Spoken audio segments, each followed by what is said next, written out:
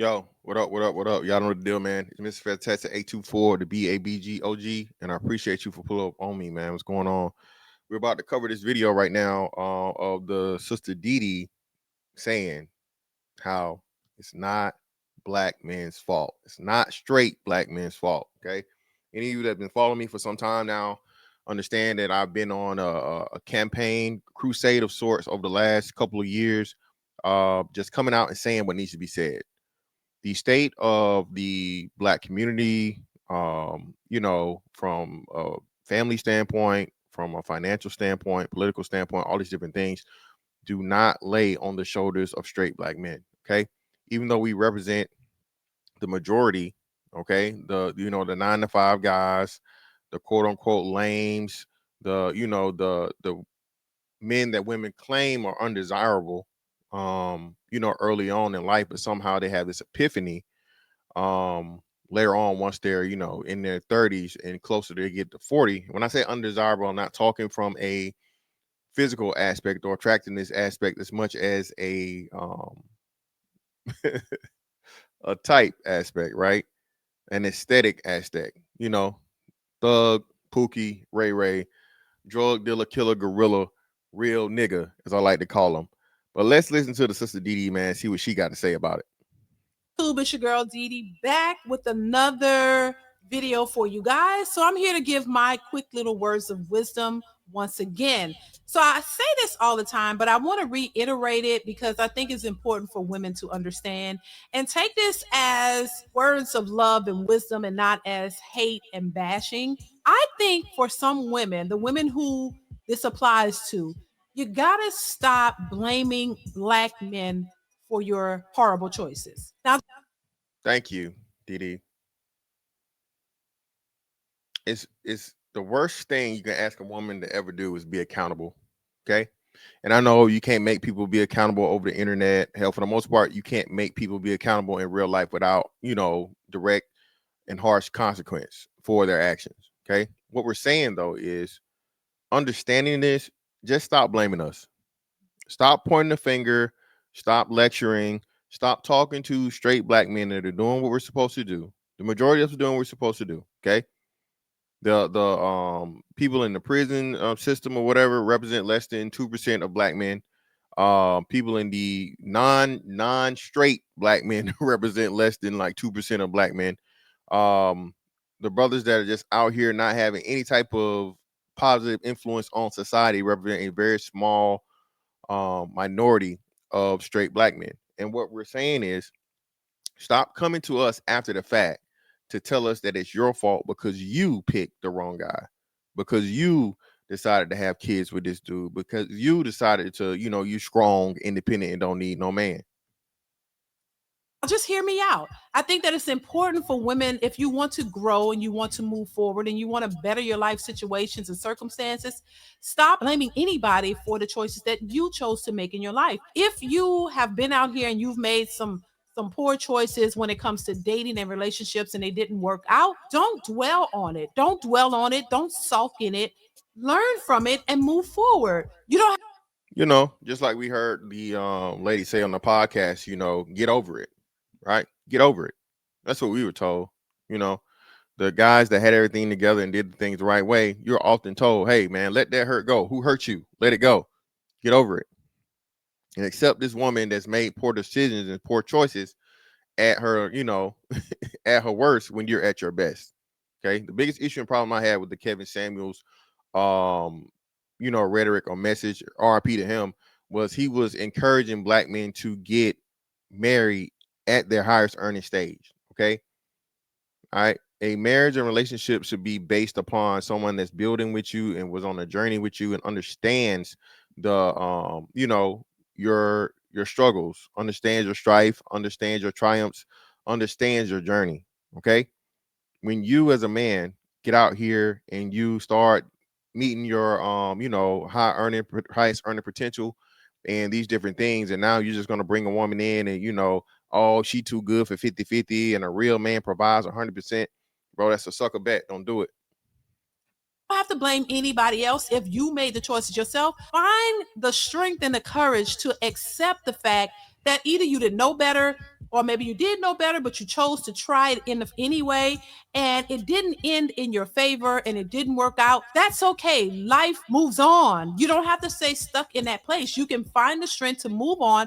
But when you find the strength to move on, do better and not continuously blame the man for his lack thereof or the things that he may have made mistakes in, but focus on you. Focus on the things that you chose to do and the mistakes that you made so that you can learn from it and better you. Because overall, if you want to continuously date and you want to find better dating possibilities or find the best man for you, then you're going to have to make changes with yourself. You can't keep blaming the mistakes that the man may have made or the differences you may have had or the fact that the relationship just didn't work out. Blaming him is not going to get you.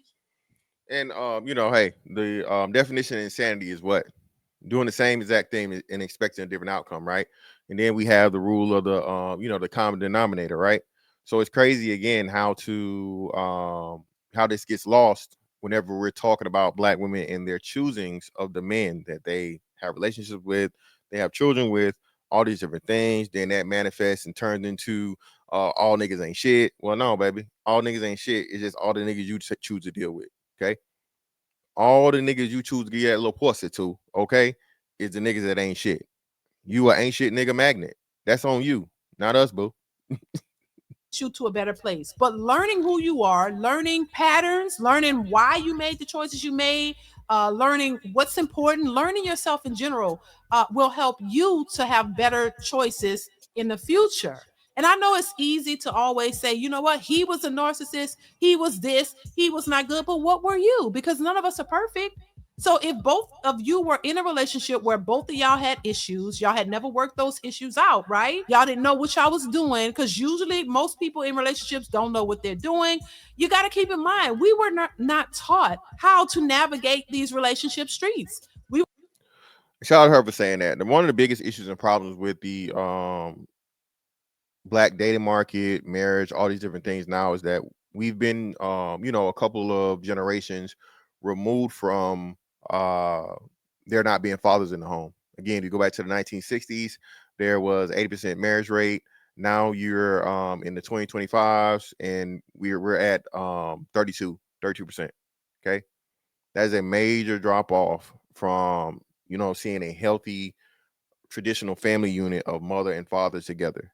All right. And then working together, teaching their children what a healthy relationship is, healthy, loving relationship is, and setting in those morals and those values. So it's going to be hard for a lot of us out here to figure these things out because we just don't see it. There is no equivalent of the Cosby Show anymore, okay, or Family Matters, or this wholesome black family unit, even in entertainment. We were not taught how to cooperate with a man or a man to cooperate with a woman. Most of us were not raised to understand how to work with each other in relationships. So that's understandable. But the key to all of this is learning from your mistakes, doing better so that you'll have a better shot at it next time. So that you don't repeat the same mistakes you made before. Because And that's my number one thing here, man. Listen, you only get a mistake once. Everything after that is a decision. Okay. You don't make the same mistake twice. You make a mistake the first time, you make a decision to do the same stupid the second. Okay. Now we start getting into other things and people, the stats. Why are you worried about the stats? Again, the stats are important because it gives you a baseline of the reality versus people's um ideology, right? Or what people think is going on, or the rumors and all these different things. Keep having this conversation about dick discipline this, dick discipline that, dick discipline this, all these different things. Straight black men are more sexually responsible than black women. Straight black men are the most sexually responsible demographic of just black people, period. All right. Highest condom use. And here's a not so fun fact that a lot of people are unaware of. Okay. And this states that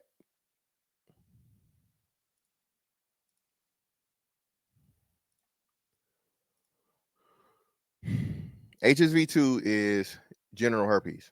Okay. All right. Genital herpes. The Office of Women's Health estimates that 1 in 2 African American women develop HSV2 between the ages of 14 and 49 years old. Okay. You know what 1 and 2 means, right? That's a coin flip. That's 50%. So it is estimated that nearly half of black women have genital herpes out here. Black men don't have half. Not half of us like this. Not half of us out here running around with the B2K bump, bump, bump. No, sir. No, it's not. Then we get into black women and having children, right?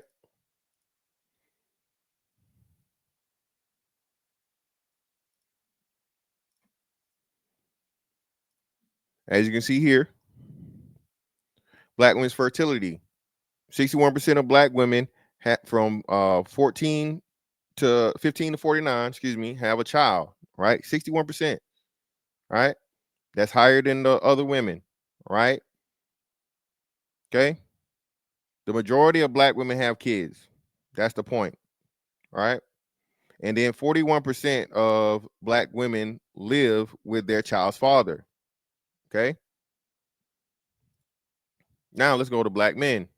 Make the comparison.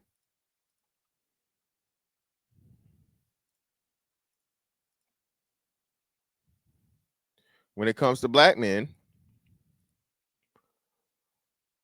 46% of black men have children. Okay. For black men, 66% of black fathers live with their children's mother when the child is first born. So, what is that telling you? So, when black men have kids, even though we have less kids, we, you know what I'm saying, we try to work it out as y'all claim that, everybody's a deadbeat, nobody's sticking around, men are abandoning their families. This kills all of that rhetoric, man. Okay. We have to stop blaming straight black men for the poor decision making, as I like to call it, the poor pussy preservation black women are carrying out, man.